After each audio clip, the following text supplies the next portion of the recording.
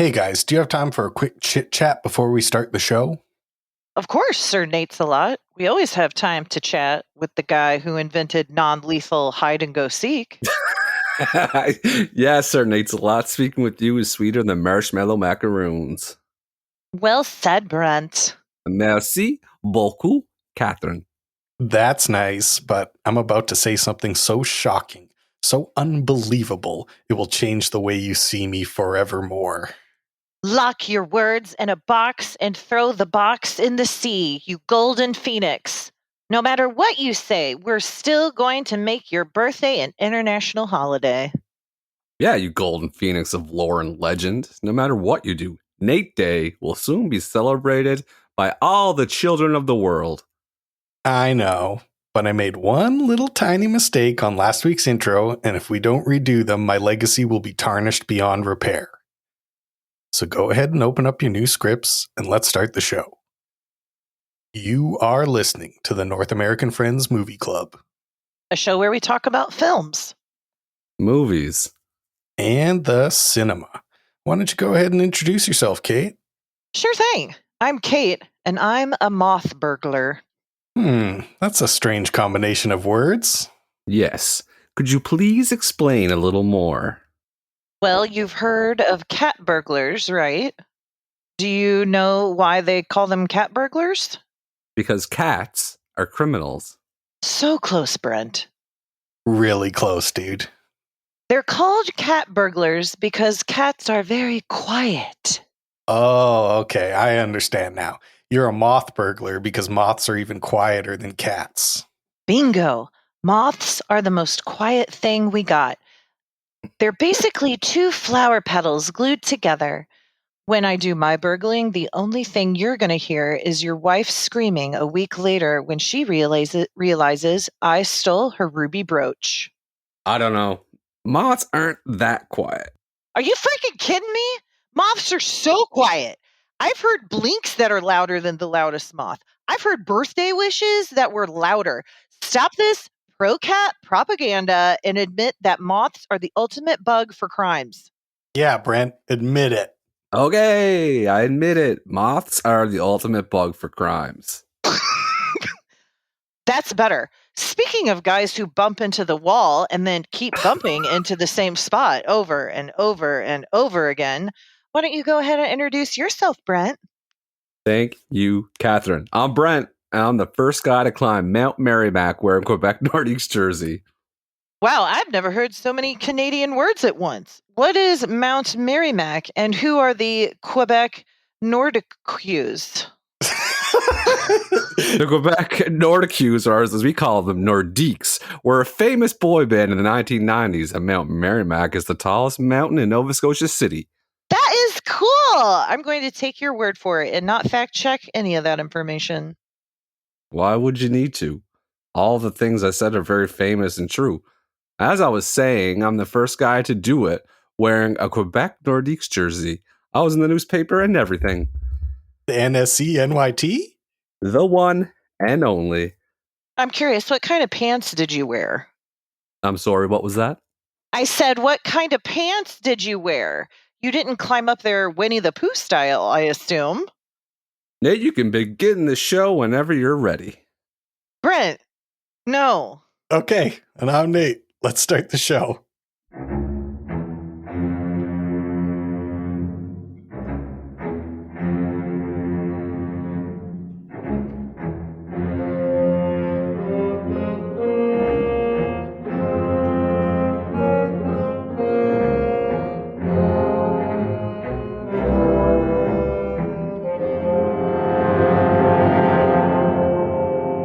This is what it sounds like when we do a podcast. We're currently doing one. This is the North American Friends Movie Club. And right in the name of our show is secret information for the people who are listening. And you can tell by the order of words what's important to us. Friends comes before podcast. So I got to ask my two dear friends, how are we doing? Well, I I'm have to doing go to the pretty good. bathroom. Wow, we really fucked that up, didn't we? We never do that. No, I know. You're doing fine. Is that what you said, Brent? I'm doing really good. I have a lot of energy today. I'm going to be back in the workforce again. Ooh. Yeah, that's exciting. Happy to have you. Happy to be there. I'm going to not like. I'm going to be able. I'm going to have friends beside my dogs. You're going to have work stories. Yeah, Fresh so ones. That's going to be nice. 'Cause there's only so many stories about like the shenanigans I get myself into around the home, like poisoning myself and stuff like that. Like you've done pretty good, all things considered, keeping new material every week since you've only gone 3 places. Yeah, exactly. Right. Like that's impressive. Like right? when I'm unleashed back into the real world, God knows the shenanigans I'll get into. Can you share what you'll be doing? What do you mean? Like you're back in the workforce. What are you going to be doing in the workforce? Oh, I'll be working in the lab again. What do you do in the lab? I'm a team lead in the lab specimen accessioning area, and we deal with thousands of specimens ranging from blood to anything liquid or tissue in the body that can be tested. Urine? And we are lots Feces? of urine, Lots of urine. lots of feces, semen Ew. Why are you testing semen? for motility. Oh. Make sure that once you get a vasectomy, make sure the little boys are not Modal.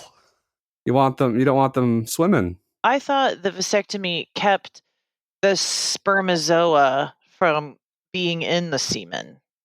Sure. I thought it meant they just chopped the whole thing off. No. Now? You tie the little tubes up, and then the boys get lost in the tubes. They can't get through the tubes, and they can't come out in the liquid. Do you guys ever test your own stuff? What do you mean? Like your own blood or your own urine, or that's probably against laws. No, what we've done before was taking our own blood and spin it down to see what the result of eating fast food is in your blood right away. Oh, what is the result? Oh, your serum is super cloudy because of the fat. Cloudy serum. So you spin it like you eat. You take it beforehand, spin it down, look at your serum, and then you eat McDonald's, and then spin it down a couple hours later, and it's cloudy. Interesting. Yeah. Okay. Well, that's what I'm getting. Look forward to more exciting stories like that in the next coming months. I'm so glad that you're getting back at it. That will be good. Yeah, so that's my exciting news. That's my exciting news for the day. How are you doing, Kate? So my daughter is ill and she had to stay home from school today because she had some gastrointestinal issues that caused her to vomitus. And so then I was like, oh, I have this lovely morning. I'm going to make myself food because I'm trying to eat at home more for health and financial reasons. And I bought some, what would you call it? Italian sausage. And so I made some Italian sausage. Sure. Why are you saying eggs. like it's an exotic ingredient that you found at some underground market from an Italian grandmother? Because I couldn't think of the word sausage. Okay. Anyway, so I made that and 2 eggs. And I bet my serum is cloudy now. Oh, For sure, because of the fat. And your sperm is the shits right now. It's so not moving. modal right now. But I have so much energy. Have you guys heard of the blood type diet? No.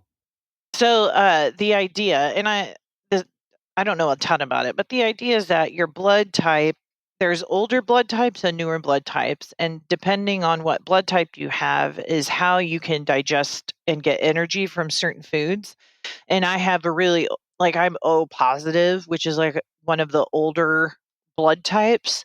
So I don't get a lot of energy from modern farming methods. So like if I eat pasta or breads, like I'll get really sluggish. And like if I eat leafy greens, I don't digest those well. But if I just eat like straight up eggs and beef or pork, have so much energy. And that is what I'm feeling right now. So even though I have to go to the bathroom, I'm feeling very energized and I'm feeling very positive. And I love you guys. You got The that. end. You got that Missouri blood type. It's just eggs and sausage. Yeah. Midwest lady. That's why I'm a sturdy girl. That's right.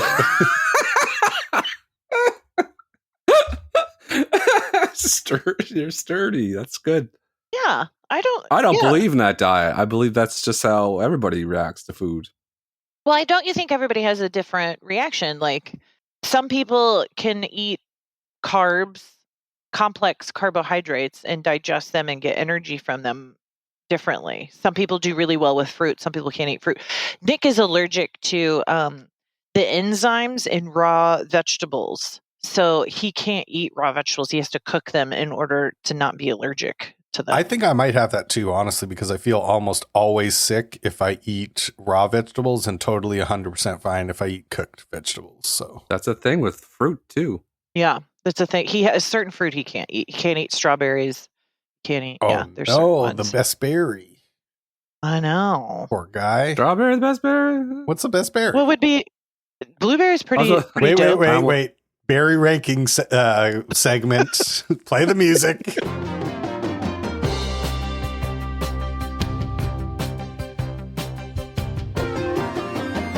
I almost said pineapple, so I'm not You can't involved in say this. pineapple. Is that a big berry, maybe? No. Oh, pineapples? No. If it is, don't. If it is, I hate science. Yeah, no, no. I guess strawberries probably. Yeah, no, raspberry, blackberries. You guys know that I grow incredible raspberries? No. Yep. Every year I get. They're like. Do they grow off your fingers? Yep, they grow off of my body. And I didn't tell you guys about that for 10 years, so I'm excited to tell you about that now. I'm a raspberry guy. So, like, You have a bush?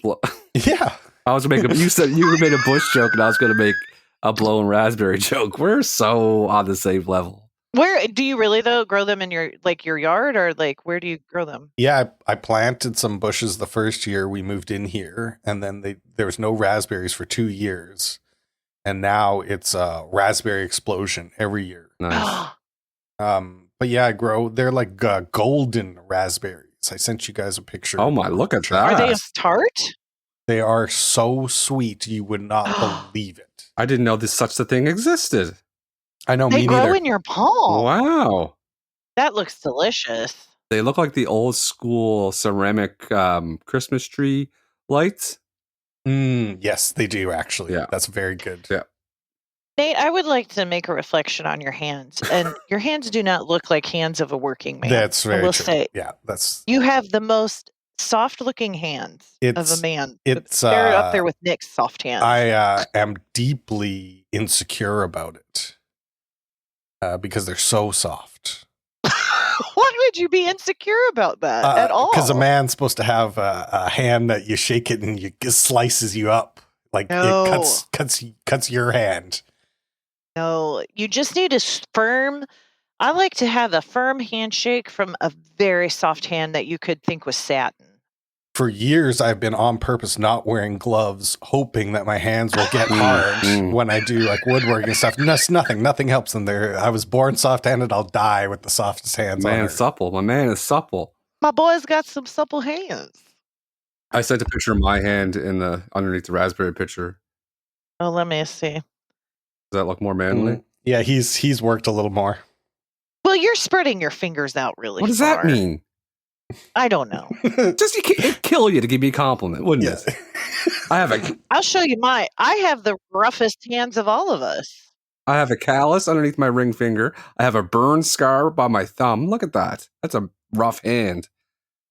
This is amazing podcasting, by the way. Talking about pictures of our hands. Yeah, man sent the golden raspberry, and now we're sending hand pics. Look how much rougher my hand looks compared to Nate's. Look how many lines my hand has. Nate doesn't even have fingertips. You've been working the plow? What's going on over there? Yeah, wrestling ox or what? I just have really dry man hands. I don't know. I'm not known for my soft hands. I like how your watch band is the most dad-coded watch band I've ever seen. It is a man's watch that I wear. Yeah. Why do you have two things to slide into? I don't know. That's just the way that Timex made it. I love how passive-aggressive we are getting. You two are getting about making fun of each other's hands. Oh, I don't feel passive. Yeah, I didn't. No, I it's didn't good. feel it at all. No, it's good. No, it's going to come across in the episode. It is. When you listen to it back, the audience is like, wow, they're really going at each other. I want to mention this, and I hope you leave it in, Nate. I want to encourage everyone to get rid of their smartwatches and go back to a standard old school watch because it really helps you stay more present when you're not being distracted all the time by what's on your wrist. It's really helped me. I think it's very funny that you thought that I would have cut that out. Like, we can't have the people hearing that. We can't have them hearing that. Nate, no, leave Please, this in about Nate, watches. please leave it in. I know it's controversial. I want to say, can I say one thing? Mhm. Can I say one thing? You guys don't have to ask me permission to say things. I'm going to leave everything you say in the show. Yeah, I want to say, especially to Kate, I got something to say to you, bone to pick. Missy. Uh-oh. Missy. And I want to say to all the other American listeners, and that's Happy Thanksgiving. Oh, man. Thanks. This episode is released on Thursday, which is Thanksgiving. And here's I do have a bone to pick. And Nate, maybe you can back me up on this one. What is it about Americans and Thanksgiving that requires the whole week to be taken off? They definitely care. They lean into it a lot more than we do. There's no doubt about that. And this is coming straight from a jealous part of my heart. Oh, we could tell. Yeah, no, we could tell. Yeah, like Thanksgiving break, I was told by a teacher. He said, yeah, today's the last day before Thanksgiving break. Now, when I was a kid, we didn't get the whole week off, but now they get the whole week off. What, you guys get the whole fucking week off? I don't from work. I do get Thanksgiving off, but I don't get any days off work. But Juliet doesn't have school at all next week. Whoa. Okay, so The whole week of And she's sick on the Friday before. Yeah, yes, and she was very pissed. convenient. Because she wanted to go, and I always make her lunch, and she said, "Can I eat school lunch tomorrow?" And I was like, "Yeah, but why?" She was like, "Because we're having Thanksgiving lunch," and I was like, "Oh man." Also, the Friday before a holiday at school, that's a pretty fucking chill day. You're going to be watching some movies. The teachers are all clicking on the internet instead of paying attention. It's a good day. Not her teacher. Her teacher's like a drill sergeant. Oh, no. Well, their teacher might be a listener, so let's be careful what we say, because Juliet might have a tough year up ahead of her now. He's a French speaker, so probably not listening. I have a question for you, Kate. What's your favorite part of Thanksgiving food? What's your favorite part? Now, no one's gonna like this answer. No, probably not. I like green bean casserole Oh, man. and deviled eggs. Oh, You know what? I don't even need to say anything. Everyone else is going to take care of that for us. Those are my two favorite. I mean, I love homemade rolls. Juliet's dad and mom make homemade rolls that are delicious, but I don't always get those. Well, I don't get them anymore because I divorced her father, but It's basically like, oh, what my favorite food's sushi. Oh, what's your favorite kind of sushi? You're like rice and water. Yeah. I like the paper they wrap it in. Rice and water. I like seaweed. Yeah. Well, that's disappointing, and a lot of people are going What to am be I upset. supposed to say? And you know what? Turkey, stuffing? I mean, sure. Say no. This is what people listen to. The truth, and that's great. I just want to say that of all the controversial things that were said from episode 1 to now, that should get the most hate, and people should back off from me. It's more disturbing than the most disturbing thing that Gary's ever said, by far. Yeah.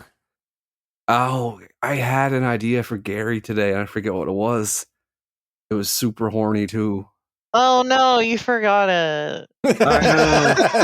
Speaking of Thanksgiving meals, that's what you have on Thanksgiving, and we watched the Thanksgiving movie in honor of you Americans that take the week off for one day. Apparently, like, oh, One meal. I got something on.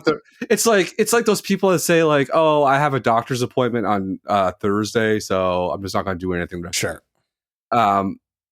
Yeah. So yeah, for one meal and a parade and a couple football games. So the movie we watched is Planes, Trains, and Automobiles. The only Thanksgiving movie ever made. I'm sure Charlie Brown had a Thanksgiving movie. Yeah, didn't I he? think you're probably right. He's got probably. And so I think that since it's your pick and you're representing your country, Catherine, you should tell us what Planes, Trains, and Automobiles is about. You got it. Planes, Trains, and Automobiles is a movie by John Hughes, written and directed and produced from the mid-'80s, I think 87, starring Steve Martin and John Candy. Steve Martin plays a businessman who needs to get from New York to Chicago for Thanksgiving to see his wife and his 3 children. And he is trying to get to the airport, and lo and behold, John Candy steals his cab. And John Candy his name is Dill. And Dill and Neal get into a series of traveling hijinks when the plane that they're on is diverted to Wichita. So instead of Chicago, they're stuck in Wichita. And then they end up sharing a hotel room together, and then they end up getting on a train that breaks down, and then they end up sharing another hotel room together, and then they get a car, and the car catches on fire, and then they're on a bus, and then they're inside the back of a 18-wheeler. How many wheels the big things have? At least. And it turns out that Dill is a salesman of shower rings, and he's an excellent salesman. And at the beginning, Neal does not like Dill at all, but Dill really wears his heart on his shoulder, and it's kind of a buddy comedy. And at the end, finally, Neal likes Dill and invites Dill over for Thanksgiving because he figures out that Dill had been lying and does not have a wife and family, and that his wife had died many years previously. And it ends up being very nice, and I actually cried at the end of this movie. Oh. It was very touching. The end. You did a very good job, Kate, of describing it. And now it's time for us to describe our favorite parts of the film. My God, you're on fire. I'm fucking killing this right now.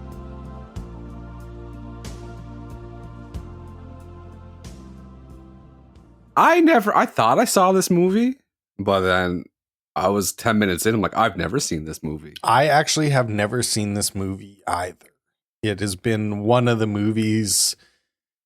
There's probably a list of about 20 movies or maybe 30 that I'm like, I know I will watch one day, but haven't yet. And this was one of them for sure. I had seen it and I had not loved it. And I think I liked it the most this most recent watching because I laughed out loud several times. And I don't think I did before. I enjoyed it quite, I don't know. I lost the word. Quite a bit. Yeah, I almost said highly. I was like, that's weird to say. Don't you guys hate that when you do that? When you're 3/4 way through a sentence, you don't know how to finish it, and then you pick the word and you say the word out loud, and then it's like everyone knows, oh, he fucked up. It's obvious. So you guys had to help me with sausage. Couldn't remember the word sausage. I feel bad for Jules because she was looking forward to Thanksgiving meal today at school, and you're like, no, you're sick. Go eat your eggs and sausage. Yeah, I laughed out loud, which is very rare for me in a movie. I laughed out loud, especially a almost 36-year-old movie. It made me laugh, and I got really emotional at the end. Did you too? I did. I started to feel like I could cry if I just wasn't dead to the world. Yeah. My perception of Steve Martin was formed so much by this period of his acting, this sort of like late 80s into the 90s, where he plays this character a lot. Like, not a funny guy, just a guy who is annoyed and angry. Yes. And so I think that while I was watching this, I was like, this has a lot to do with how I thought about Steve Martin before we watched The Jerk. And The Jerk gave me like some perspective on why he's funny and what he's good at. That it's kind of interesting because this doesn't use any of that. None of his silliness, none of his like even charmingness. He's kind of charming in The Jerk. This is he's in this mode of playing characters where he's a very grumpy dude. And then at the same time, this is before people realized what John Candy could do, and they were casting him as like a disgusting buffoon. And he shows like little glimpses in this movie, well, big glimpses in this movie of how incredible he is as a heartfelt person. Such emotional range.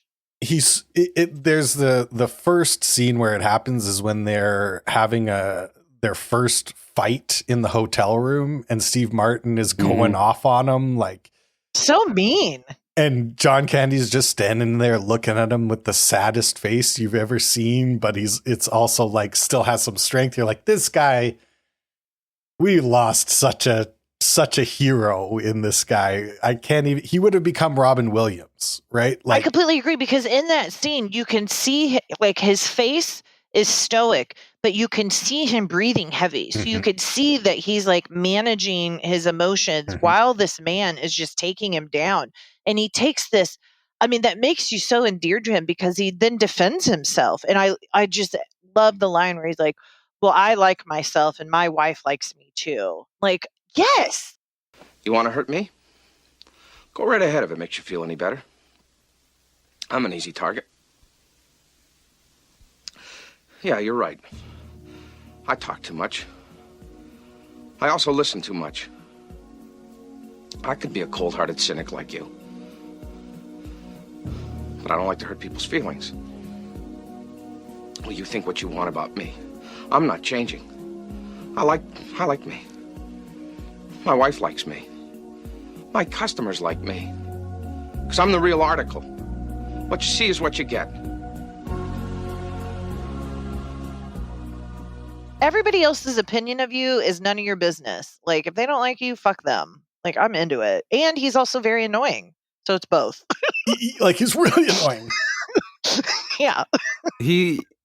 That's why, I don't know, I got emotional at those two parts where he's getting berated in the hotel room by Steve Martin. And at the end where Steve Martin's hugging his wife and he's like staring at them. And I got emotional in those two parts. And he did such a good fucking job acting those parts out. It's like he seriously would deserve an award for his performance because it's like he made me laugh out loud, and he also made me like almost tear up, and that's great. He was so good, and it would be interesting to see what he would have done with the rest of his career if he didn't die. You can see so many seeds for like Danny McBride, Zach Galifianakis, even Will Ferrell, like all of these guys. This is a lot of that comes from John Candy's performance, the mix of like buffoon, but then just true dramatic acting. Because he's not overacting. Not at all. Yeah. It's more subtle, which makes it more grounded. And I think like a recommendation for younger people that have no idea who John Candy is or know anything about John Candy, watch some of his old movies, because I'm one of those people that now that I'm 41, like I grew up around John Candy, but I never appreciated it until now when I see him in these movies. I'm like, wow, he was so goddamn good. Uncle Buck. I mean, we need to watch Uncle Buck on here. That's what I got confused with. I knew I saw Uncle Buck, and I got confused. I thought I saw this one. After this movie, he doesn't really do this guy as much anymore. He goes black sheep of the family. He goes like a guy who's kind of out there, but he doesn't have the like basic rudeness, grossness, annoyingness. They actually just let him play a sweet big man. Like even in a later John Hughes movie, I think John Hughes did Home Alone. I might be wrong, actually. I think I'm talking out of my ass. I'm going to just stop saying things and let you talk. That kind of sounds familiar to me. Chris Columbus directed it. No, sorry. But maybe John Hughes Home Alone, maybe he produced it. He did something with it. I'll put money on it. I'm putting my mortgage on it right now. Someone can have my house if I'm wrong. Say it. John Hughes completed the first draft of Home Alone in just 9 days. Somebody owes me a house. My favorite John Candy movie is The Great Outdoors. That might be one of my favorite movies of all time in general. That's with Dan Aykroyd, right? Yeah. Post-COVID is super real, and I never realized how real it is until I saw the scene where they were asleep on Steve Martin's shoulders on the plane and the old man coughs. It just made me cringe. Like, I'm like, oh. The world has changed. Yeah, and I'm like, that was disgusting to me. And before COVID, it's like, that's what happens. So post-COVID is real, and traveling is the worst. Absolute the worst. Yes, and everything goes wrong. Like, Neal, Steve Martin's character, nothing goes right for him. Almost to an absurd degree. Mm-hmm. And that is frustrating. I think that's why I didn't like it when I was younger. It's not that I didn't like it. I just thought it was kind of boring. But I just don't like it when it's like it's kind of boring when you just know that, like, oh, this is just going to go wrong. It's not going to work out. Yeah, like Yeah. waiting for the other shoe to drop. Like, how hard is it to drive? I mean, the other thing is, but I did love this movie because it takes place in Missouri, of all fucking places, which is ridiculous. That they stop in Jefferson City, which is where my grandparents lived my entire life. Now, do you take that as a good thing or as an insult? I am a realist. Like, I've been there. Like, no one's going on vacation to Jefferson City, Missouri. You know what I mean? Like, it's a fine place to live. Like, I had family there. Like, I have good associations with it. But it's like Wichita. It's like, name some other places. I don't know. Like Festus. Edmonton. Edmonton. Yeah. Like, I can't say nothing because I live in like a tourist destination. and I don't feel like they made fun of it. I just think they made it what it is, which is just a stop in the road. Like, it's just Good. That's a good perspective to have. Yeah. Either this movie doesn't understand geography or I don't understand geography, because in my head, Chicago is like a 2-hour drive from New York. No way. It's 6 hours from St. Louis. It would be an 8 or 9 hour drive from Jeff City. Did you say Jeff City? Yeah. Is that what we're doing now? We are, and I approve. Is that what we come to? Mm-hmm. Okay. Yep. That's what the cool kids call it. I wrote down that I thrive in these situations. Like, I don't have a lot of skills that are useful in life, Mm-hmm. but when shit is just consistently going wrong and could not be going wronger, this is where like I become the Big Lebowski. I'm just fucking floating through life. I'm good to go. No, I'm not like that. This is you and Brent. This is your movie. Like, I feel like if you two were to play a movie together, it would be Brent is Steve Martin and you are John Candy in these specific characters, for sure. Absolutely. Because if I pay for something and I'm purchasing what you're saying and what you're offering, so that should happen. And when it doesn't happen, I'll get cranky. Yeah. You would have yelled at the rent-a-car lady. 100%. And I'd rather die than yell at a rental car lady. Me too. No, I would. Me too. I wouldn't yell at her. I'm gutless in the fact that if face to face, I wouldn't yell at her. But if I was on the phone with her, my voice would be. I'll show you a screenshot from a text I had with Melissa where I was speaking with the representative the other day, and I raised my voice, and the thing that I called for got done. I think it's a tone of voice, though. I think you can say things sternly without saying, "Wipe that fucking smile off your goddamn face." I would rather be told to wipe the fucking smile off my face than have a passive aggressive firm comment made in a nice voice. So I'll also address this from the customer service side, because that's the majority of my job. And it's interesting. If someone is very angry, they get a fast result. Like, if I have a grumpy motherfucker, it's going to get done fast, but they'll never, ever, ever get anything extra. Yeah. And if someone is nice to me, it might not go as fast, but they will get more good stuff. So you got to decide, do you want it fast or do you want extra? But if I'm not dealing with them ever again, I don't care. Where if I had a working relationship with them, then I'll be nice. And I love it when people are mean to me as a psychotherapist, because then that just gives me so much to work with. And I just kill them with kindness. And then they end up apologizing to me later. And I love it. That does happen to me every now and then with customer service, where someone will come in so hot and then I'll be totally reasonable. And then they'll write back like, "Oh, thank you so much. Sorry. I blah, blah, blah, blah, blah." I'm like, yeah, got you, adult. I only do that if I know I'm 100% correct. Then I look like the good at the end. Oh, okay. Where we differ in characters, where Steve Martin and myself is, I agree, I'll be the Steve Martin character. But in real life, I would, if Nate had the connections like John Candy had, I would follow that man anywhere. I'd follow him right to hell if he told me to go. I love people with connections that take care of the work for me. That is very much like my dad, where we go somewhere and my dad knows the guy and the guy knows my dad because my dad is a recognizable character. John Candy sized human. What's that mean?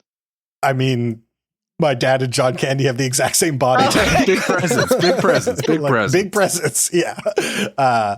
But it is always, because I'm not really like that. I have lots of really good friends, but a very, small circle. My dad just, everywhere we fucking go, he knows somebody. So that's very John Candy coded. Ooh, John Candy coded. I like that. John Candy coded. I like that a lot. That's the t-shirt. That's the t-shirt. When he was in the motel for the first night with Steve Martin, and he's having a cigarette on the vibrating bed with the house coat. That's living, baby. Yeah, that's good life. That looks so comfortable. That's what I wrote down the I would thrive in this situation note, because I would just make it work, If I walked out, this is where I differ from the Steve Martin character again. If I walked out and Nate was having a cigarette, there was beers on the table, he had the vibrating bed, black and white TV, ripping a heater on the bed, I'd sit down, house coat with him. That would be living. That's little things in life, and that's what one of those are. We wouldn't have been in a rush to get home. We would have just been having a good time. I would have called Melissa. I'm stuck in Wichita. Storm for more days. Have a nice Thanksgiving. Yeah, sorry, save me the neck.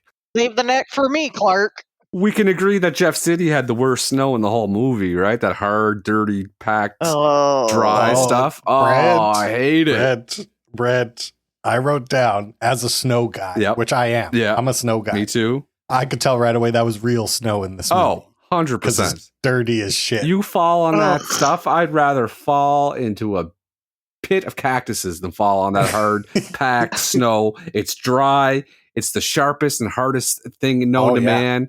It's horrible. Is that how you got your concussion? Was it that kind of snow? No, we had the Chicago type of snow. Well, I was the soft fluffy stuff. Yeah. That slick, big city snow. Oh, that April snow, though, where it's dirty and it's hard and dry. I hate it. I could throw up thinking about it. I can't stand it. It's the worst thing ever. No, it was actually really noticeable in this movie, because even there was one scene where the car had icicles on it. And it was just one of those details that, like, that's only happens when they do it in the real place. They can't fake an icicle on a car, And you can't CGI that type of snow. That technology is not available. I know it's not. It's not. You can't do it. It's impossible. It's a substance and a texture that only Mother Nature can create. And there's not enough processors in the world or video cards or whatever they use. Yeah, NVIDIA ain't got nothing on the Lord. It cannot replicate that texture. It's horrible. God's texture. How many credit cards do you guys have? Like, would you be able to travel, like, if you lost all your cash? I'd be so fine. That's one of the changes in the last 30 years is even if the wallets get destroyed, you got the credit cards on the phone. Yeah. As long as I have my phone, I get anywhere. You can tap in Jeff City these days. Yeah. You can even tap in Jeff City. Yeah, like Jeff City wouldn't know what hit it. And marijuana is legal in Missouri, so I'd have been having such a great weekend. I'd have been having the time I was eating every meal at the diner, just loving it. Do you guys have Diners Club cards? No, I never knew what that was. They're still around. Yeah, they're like one of the oldest credit cards. What does it get you?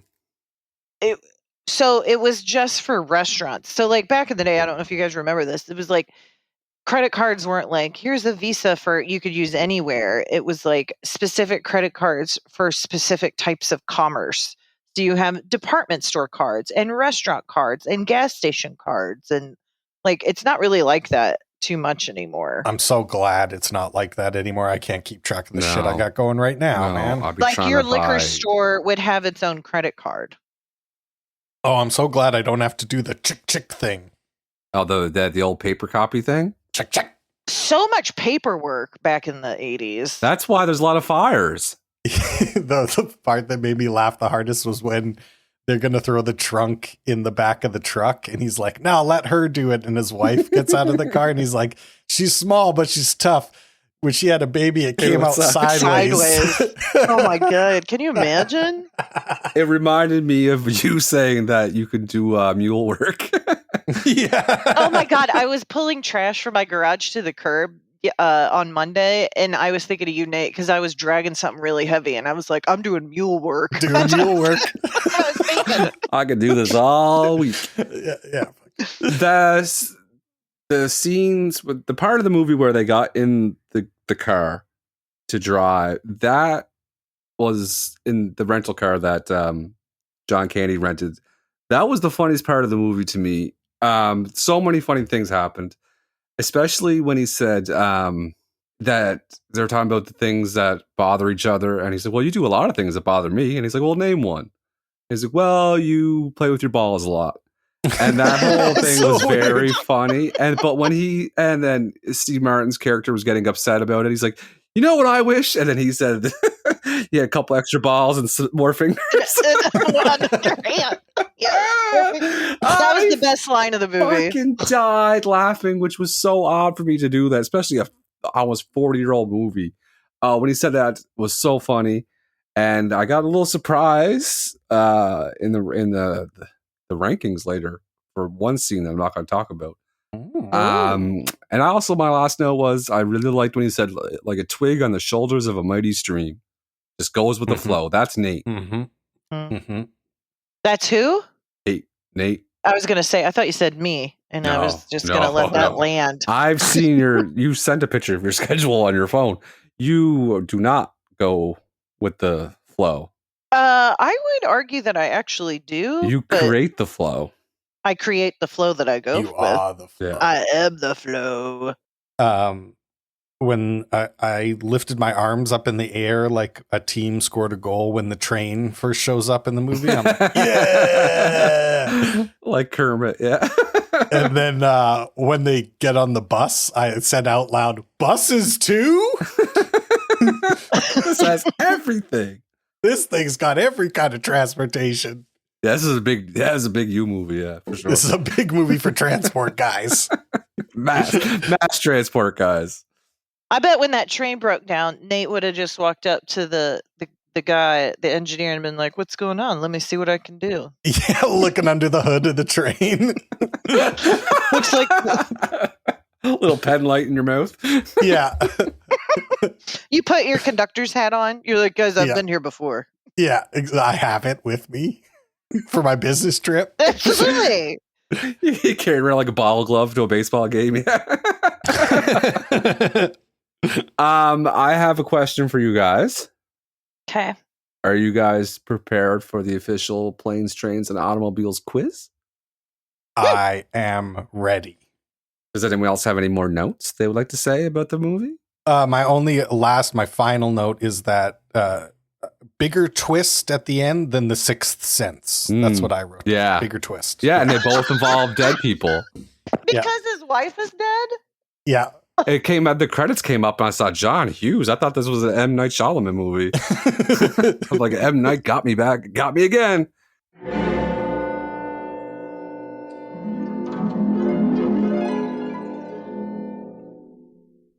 Before we do the quiz, who would be the plane? Obviously, Nate's the train.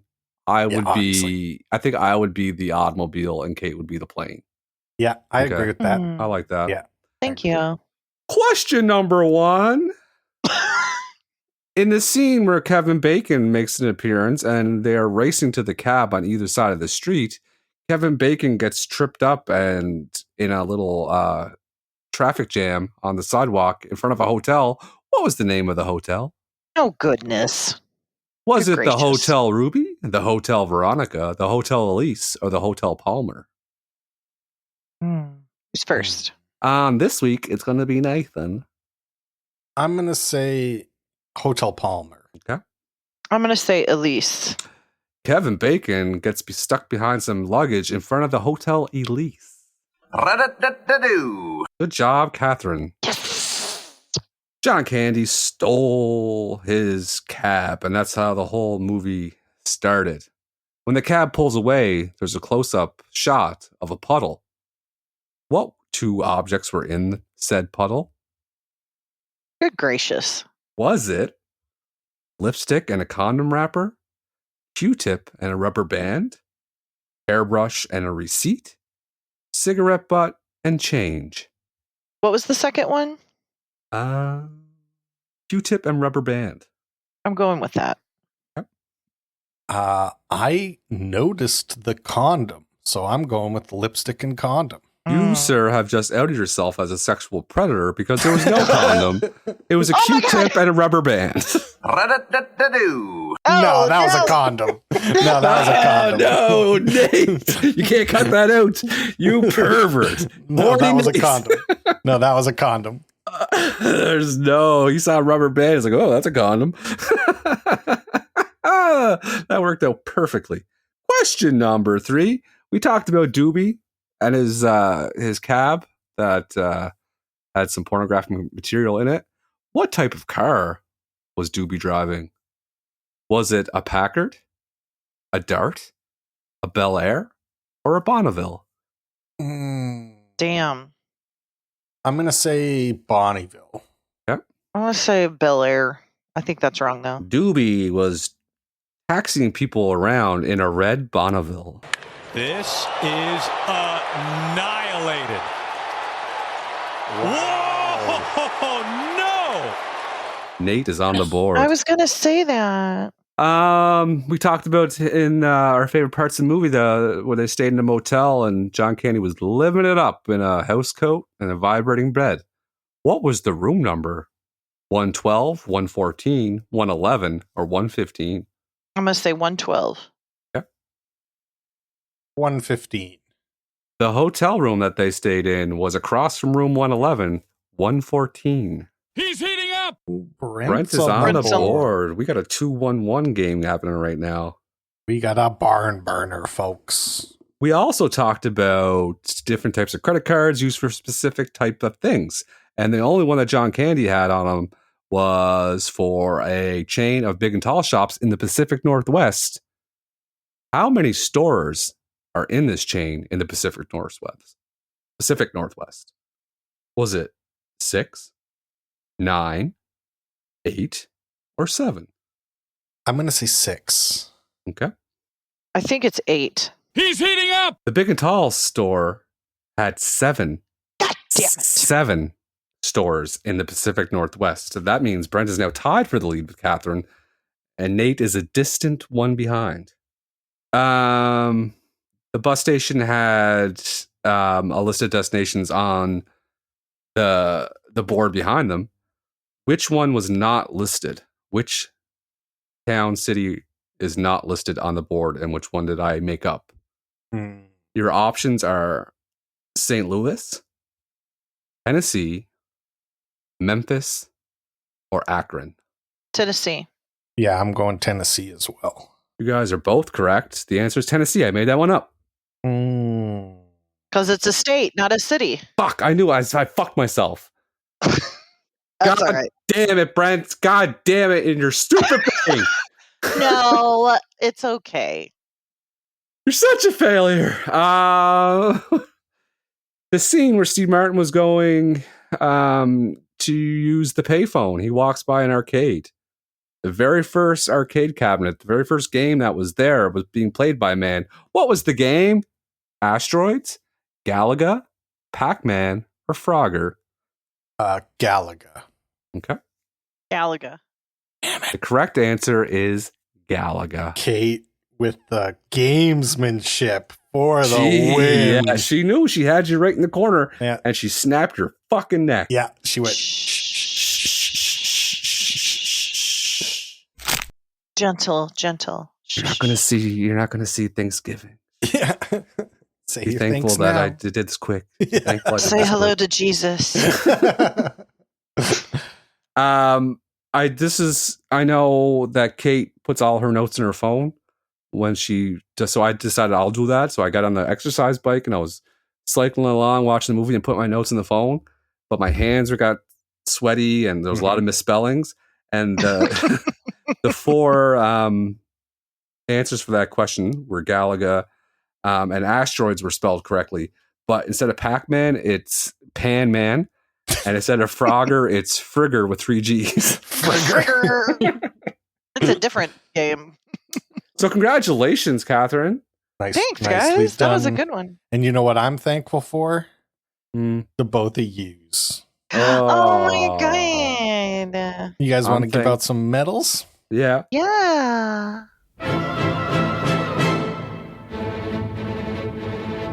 We're handing out medals. Who did you guys give your bronze medal to? You want me to go first? I'll go first. My bronze medal goes to the guy who played Owen, which is Dylan Baker. He is the guy that did the dip work. He made me laugh really, really hard, and he stole that scene. He was only in it for like 45 seconds, but he was really good. He made a big impression on me. He was definitely going to be my bronze medal winner right up until the car rental scene. And then we meet Edie McClurg, who is the redheaded car rental lady. She was in everything in the 80s and 90s. Oh, man. I She miss really her. was. I miss her. I hope everything's going okay. Because She's alive. Okay, good. She gets my bronze medal. I thought I loved her performance. I love Midwest lady who don't take no shit. Very Kate. Oh, Sturdy gal. hey, she's also from Kansas City, Missouri. Hell so yeah. She's 78. Good for her. love that. I'm going to give mine to the little girl who played Marti, his daughter, because I just thought she was so darling. And her name is Olivia Burnette. I just thought she was a cute little kid. I'd want to go home. I know. He didn't have any turds for kids, so it really, like, you get why it was like nice to go home, because there's probably a lot of businessmen that are not too keen on going home. Oh, I wouldn't want. His wife was an odd duck. It's such a weird ending where, like, he comes home and everyone's like happy to see him and it's normal, and his wife then like comes down the stairs, and I felt like I'm supposed to understand something that I'm not understanding, like she forgave him or something. Like they play that scene like so strange, because instead of just being like, hey honey, glad to see you're home, she like stands there and looks at him and he looks at her, and like, what's She going gave on him a right hard now? time about being stuck in Wichita. Maybe she just like resents him for always being away. Or maybe she was mad that he like forced them to buy the house at the Home Alone. I wrote down Home Alone house and I didn't have time to bring it up. But yeah, it is a Home That's Alone what the house. problem was. So we're doing silver. My silver award goes to Mr. Steve Martin. Mm-hmm. It was Mine too. He Yeah, I plays feel like the we're about grumpy. Yeah, it's going to be a Hydra. It's going to be a double Hydra to finish this out, I think. Yeah, big Taylor sister moment. He was good. He was excellent. He was exactly what he had to be in that character, which was funny.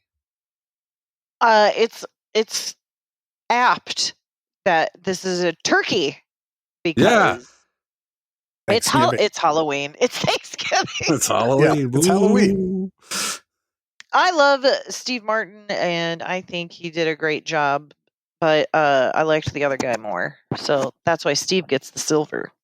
Yeah, I would say this podcast has taught me to appreciate Steve Martin a little bit more than I did before. Me too. I was pretty anti Steve Martin, actually, I would say. Me too. Now I would say I'm pro Steve Martin, at least close to pro. Me too. He gets my silver for sure. What were you going to say? No, you guys agree that he should have received the Mark Twain Prize for American Humor, which he did in 2005. Yeah, he deserves and it. a Lifetime Achievement Award from AFI in 2015. No. Maybe. He was ranked. Good. He was good. He was ranked 6th place in a list of the 100 greatest stand-up comics. That's ludicrous. You've Very never much seen his stand-up, though. So you can't Don't need to. I think that's a good point.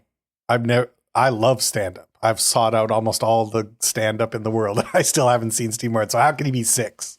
Yeah. We had his record growing up, his stand-up record. It was hilarious. It was very good. Anyway, gold. I think we all gave our gold. We to got the a green same bean person. casserole. We got John Candy. The Candy John Man. Candy coated. John Candy coated. So what else can you say? He made me cry. He made me laugh. He did it all. Yeah, he's a treasure. I've told this story on the podcast before. I remember where I was when I found out he died. I was in the parking lot of the Beaver Lumber with my father. And yeah, we lost a great one. We lost a real one today. We lost a real one. The Beaver Lumber is so good. It's so fitting for that's John Candy to find out where John Candy died is in a Beaver Lumber. Yeah. Did you guys notice in that first when they're waiting at the airport and he's reading the Canadian book and it has like some lady with a swimsuit on the cover and it's like Canadian something. Mounted. Canadian Mount. Mountain. Yeah. Oh no. I bet he brought that. Yeah, that was like I bet he did. I bet you he brought it and he didn't tell Steve Martin he was going to raise it up. Yep. And he just tried to do it as a gag. Yep, that's Like, actually, I would put a lot of money on it. Yeah. I would bet a lot of money. Well, that's it. We finished out with a double turkey gobble gobble. Chicken casserole with a side of deviled eggs. Yum. You guys want to give this movie a rating? Yeah. I'd love a second helping. Yes. Okay. Okay, yeah, slow down there.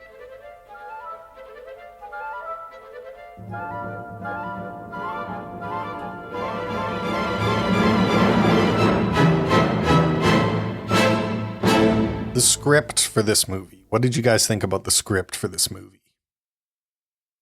I thought it was great. It was probably very easy to write because there's not a lot of characters and it's pretty linear. I got confused with the whole relationship with Steve Martin's wife. So I can't give it a 10. So I have to give it a 9. I'm going to give it an 8.5. And I don't know why, but I am. I didn't love the script, and the movie does drag a little bit. Like, a test for me is if I look at how much time is left in the movie, and about the hour mark, I looked at how much time was left in the movie, and I said, oh, another half an hour still. Okay. This movie's carried for sure by the performances. So I'm going to go 8. Okay. It's like fine. Funny enough. The art direction for this movie is probably one of the worst ones in my opinion.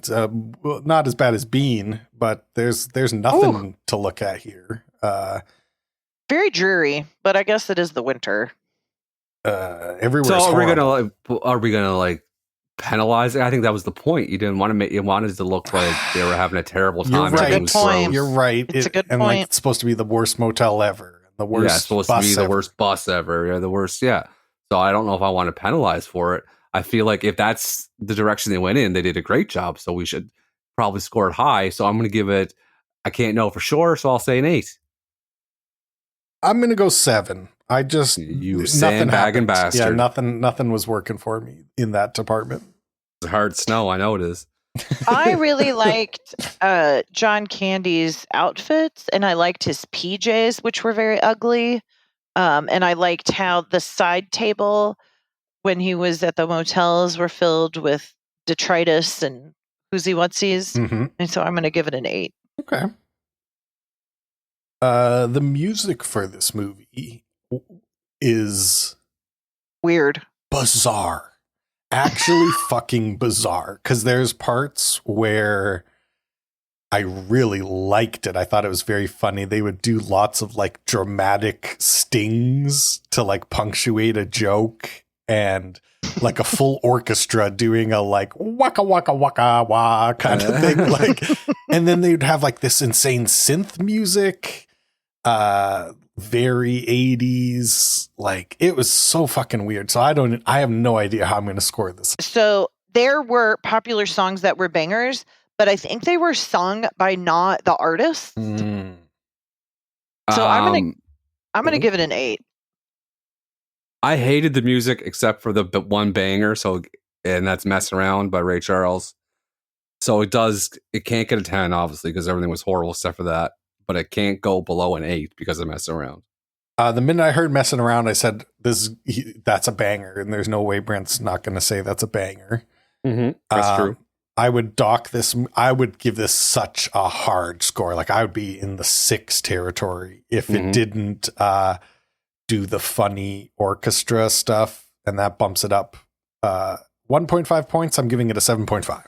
Nice. We've all played the piano on the dash. We've all played the piano on the dash. Certainly. Yeah. Do you think kids are still playing the piano on the dash, or is that no? Yes. No, they're doing something stupid like dropping the beat to something when they put the third single. Yeah, that's what they do when they hit the right turn signal, and that's the beat drop. I guarantee. Instead of playing like the dashboard piano, they just like move the knobs like turntables. Exactly, Nate. That's what I was trying to think of. You nailed it perfectly. That's what they're doing, and it would make me mad in the car. Play the piano on the dash. This is an American comedy film. That's right. There's no travel comedy. There's, you could say maybe road trip comedy, I guess, is a kind that we've seen. The Hangover kind of. Yeah. But just an American comedy film. As an American comedy film, what would you rate this movie? A 6. Oh, wow. She likes the heart, but the comedy, she don't like that. It's not as funny as she wants. No, I'm going to give it a 7. I'm going to give it a 7. Bumps it up to a 7. I like you're like play by playing the score. Brent's about to make a score here. It looks like he's setting up to make a score. I thought it was really funny, and I want to give it a low score because I want to be like Kate, but I can't. I'm gonna have to give it an 8.5. 8.5 on a comedy scale. Heart. I think it's medium funny. There's definitely parts that I laughed out loud, which is not super common. I'm not, especially when I'm watching movies by myself, I'm not a laugh out loud kind of guy, but I think there's probably 2 or 3 moments in this movie where I laughed out loud. So I'm going to go 8. This is an 8 comedy movie. Fair. If this category gets a little funky because we can't do our theme of the month because this is not based on a novel. This is a Thanksgiving special. Yeah. We should have made a bigger deal about that. We should say it's a Thanksgiving special, the special episode for Thanksgiving. Turkey, gobble, gobble. Turkey, gobble, gobble. So if you like, I think you just have to say, if you knew somebody who liked American comedy movies, a friend. Or how about we do this? Not to stamp on your toes there. Stamp on them. If your favorite holiday was Thanksgiving, would you recommend this movie? Sure. To represent your favorite holiday? Yeah. Would you do that? You have to. Yeah. I mean, I'll give it the first 10 because I'll give it a 10. Traveling for Thanksgiving is fucking terrible. And especially when you're staying somewhere for a week now. Yeah, it's a 10. Yeah. And there's just no Thanksgiving movies. Maybe someone will correct us and be like, obviously this is the most famous Thanksgiving movie, The Turkey Trot or something. I don't know. I love that. I hope so. Turkey Trot. Yep. But as far as I know, it's the only Thanksgiving I ever heard of. So I'm going to go ahead and stick with you guys. We'll finish it off with the turkey for Thanksgiving. I'll give it a 10. Happy Thanksgiving. I hope you're surrounded by the loved ones and enjoying some food that you find delicious, and you guys are all having laughter. This is from Canada.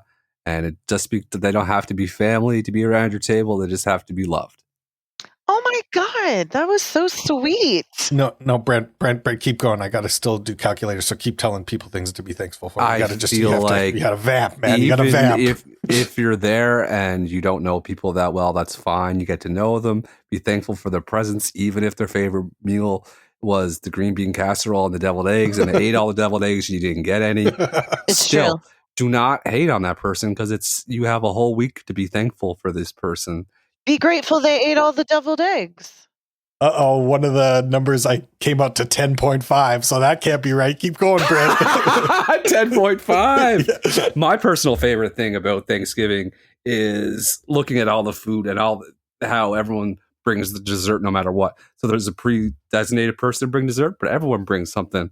And then you got to be polite and try a little bit of all the dessert, and then you get sick, and that's my favorite part. Oh, I never do that.